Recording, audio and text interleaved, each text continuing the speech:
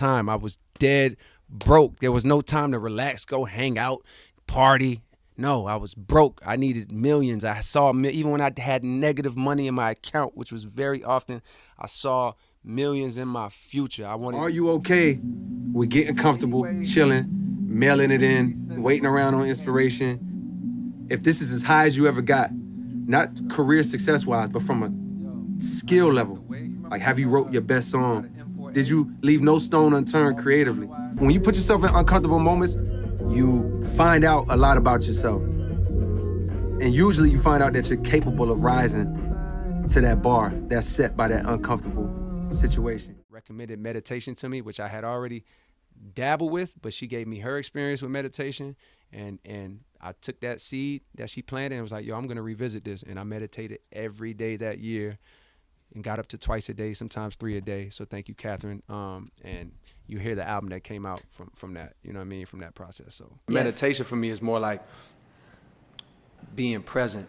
I'm not trying to think anything. I'm not praying about anything. I'm just still observing. So if my mind is racing, and it might be nerves, or it might be there's a bill due, or it might be this is happening in the family, I'm noticing it, and I'm trying to let it go.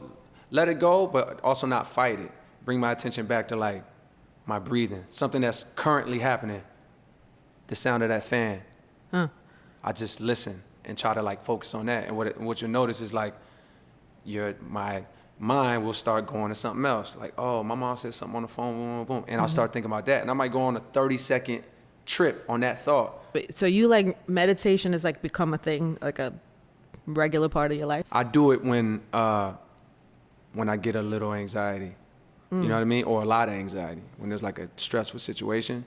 That's what I don't like about myself is like, I want to become disciplined to where it is a part of my life every day. When things are like good or things are like a little stressful. So like, I haven't done an interview in mad long. So like, before I come up here, I'm feeling like, I'm excited, but it's also like, oh, it's a little nerves. Like, it would feel like before I go on a big show or something. You have an amazing gift for storytelling.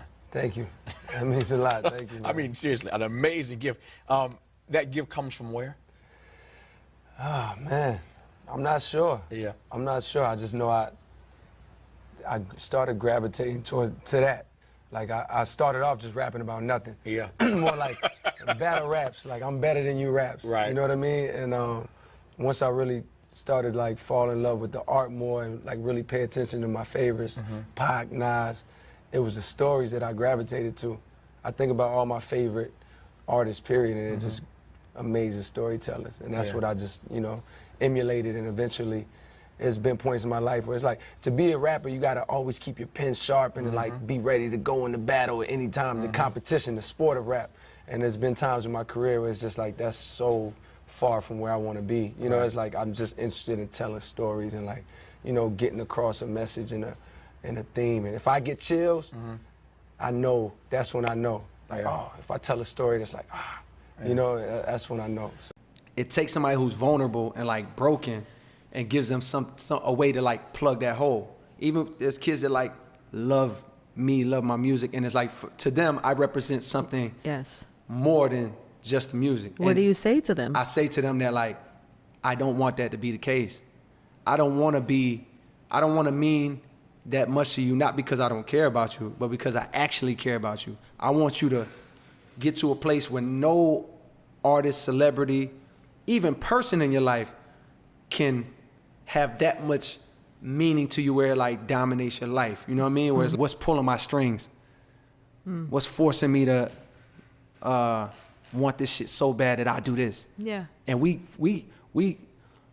to blame as a society because like we promote that. I mean, obviously we were born into this, but we promote that and we award that. We award a certain monetary level that you hit. We award a certain amount of followers that you hit. We award a certain amount of clout that you get. We support it. Yeah. We can't look away. A video come up right now, somebody put a video in the chat, this little rapper do this, boom, boom, boom. I'm clicking that shit. You get another choice. You know what I mean? Like, it's not all or nothing. It's not like, yo, I popped the perk, like, I fucked What's up. wrong with you? Nah, it's like, bro, It's cool. Choose wisely. Like, you got another shot. It's an empowering It is. statement. It puts the power like in your hands, and it's like you always got the choice to, like, it's not, nothing's final. Yeah. You always got a chance today to, like, be the person you want to be. I went to Doug's Skate Zone, and they had a part of their show where they invited, all the MCs that's in the crowd, if you want to get up and rock, come up. I'm 14. I'm the youngest dude in there, me and Said. Everybody else, 19, 20, 24, whatever. I get on stage as a 14-year-old, scrawny, skinny. I sounded like a girl. My voice was high-pitched. I was nervous as hell, but as soon as they passed me the microphone, I destroyed that shit. I was the best on the stage with all these older dudes, and that's when dudes from Bomb Shelter was like, he wasn't lying. He really got it like that. And we started working, and they became my mentors, and Doug's Skate Zone. Millions of dollars was on my mind at that time. I was dead broke. There was no time to relax, go hang out, party. No, I was broke. I needed millions. I saw, even when I had negative money in my account, which was very often, I saw millions in my future. I wanted safety, comfort, security, ease, no more stress. Tired of watching people stress. Tired of watching people fucking scrape and pawn shit just to pay this, and you know what I mean? I was tired of that shit, tired of being that myself. So that was my theme, you know what I mean? At that time, no time to chill, I'm trying to get meal. But the stories that you tell, and this is true for some artists and not true for other artists, the stories that you tell are, especially on this project, such personal stories. Right. And it seems to me, I'm not an artist, but it seems to me that one has to get to a place of feeling a certain level of comfort to be transparent enough to share those stories. Right. So how does one navigate to that particular place? You know what's funny is I was telling these stories I'm a bedroom artist. I come from the bedroom generation of artists where I got my first beat machine. I was making beats downstairs in the house. I was writing in my room. I had this door closed. So when you got the door closed and you're writing these songs, no one's around to hear them. And so I had these songs that would like say super personal details about my life, or like really give you insight that some people might find embarrassing, or like may not want to reveal that type of information. But for me, it was like no one was listening. It was like, I'm not a real, I don't really talk about my problems with my friends. I'm a real introverted person, so that was my way of getting it out.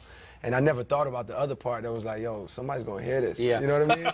And one day somebody's gonna hear this. In your case, a whole bunch of people are gonna hear it, yeah. Right. So I got in the habit of telling those stories when no one was listening. It just so happens now we're at a point in my career where like everybody's listening. So it's, it's cool. If I stayed in the studio anything less than 12 hours before I had kids, it was a failure of a day. About 2 years into being a father, I remember like, oh, you need a schedule where your family knows that this is your time in the studio and this is the time when I'm at home on family mode. It's something that I needed to do because I'm not gonna shortcut on the family side.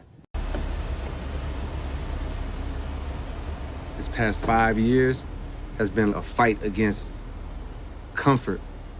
I was chilling. What I noticed was with that feeling of comfort, I'm like, damn, this is the moment that a lot of your favorite rappers hit a crossroad where they did what the fuck they set out to do, and then the fruits of their labor started working against them. That same energy and that same like passion they put into the craft was gone, and it was replaced by like comfort. Are you okay with getting comfortable, chilling, mailing it in, waiting around on inspiration? If this is as high as you ever got, not career success-wise, but from a skill level, like have you wrote your best song?